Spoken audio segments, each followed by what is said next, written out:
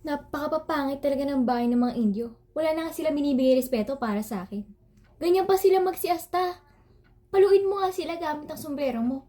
At nang matuto sila kung paano gumalang. Paano naman kung saktan nila ako? Lalaki ka. Hindi ba? Pero pilay ako, Victorina. Tara na nga at umuwi tayo.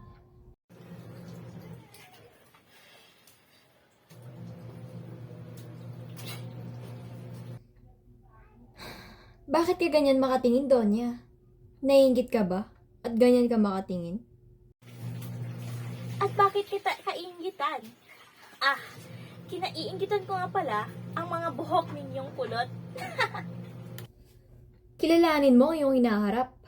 Hindi ito ang probinsyana o kolonya ng mga sundalo. Ang mga Alperes ay nasa pinto ko lamang naghihintay. Aba, exilistis na Senyora Pupot, ang mga Alpares ngay hindi. Pero ang mga katulad niya ay maaari.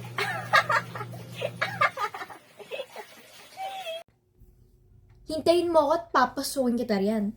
At hoy, ang pakikipag-usap ko sa mga katulad nyo ay nakakababa ng karangalan. Ibig mo bang laban ng aking damit? Uupahan kita na malaki. Batid ko'y dati kang labandera. Alam ko kung sino ka at sino ang mga kasama mo, Senyora. Nasabi ng aking asawa ang inyong mga lihim. Hoy, bumaba ka nga rito at na madurog yung bibig mo? Hoy, mga Donya, itigil nyo yan. Pangaralan ninyo ang inyong asawa at bihisan. Kung wala kayong salapi, ay pagnakawin nyo ang inyong mga sundalo. Kung hindi lamang kayo mga babae, ay nabugbog ko na kayo ng mga sipa. Pero Ginoong Alperes, Magtigil ka. Med kung Lucas, hindi ka lalaki. Ayun na nga ang kura. Tara na, tumalis na tayo.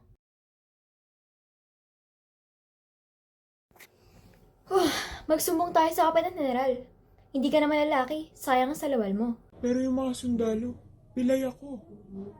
Dapat siya'y hamunin mo sa pamamagitan ng espada o revolver. Kung hindi ay... Ngunit ako hanggang kailang hindi pa nakakahawak ng armas. Makauwi na nga. Uuwi na tayo sa Maynila, ngunit ikaw, Linares, ay may iwan para hamunin ang Alperes. Maglalaban kayo sa pamamagitan ng espada o revolver. At kung hindi naman ay malalaman ni Kapitan Tiago ang mga kasinungalingan na sinabi mo sa kanya. Kapitan! Hahamunin ni Linares ang Alperes at kung hindi naman ay huwag ninyong pahihintulan ang pakipag-isang libdib niya kay Clarita. Ang duwag ay hindi nararapat sa inyong anak.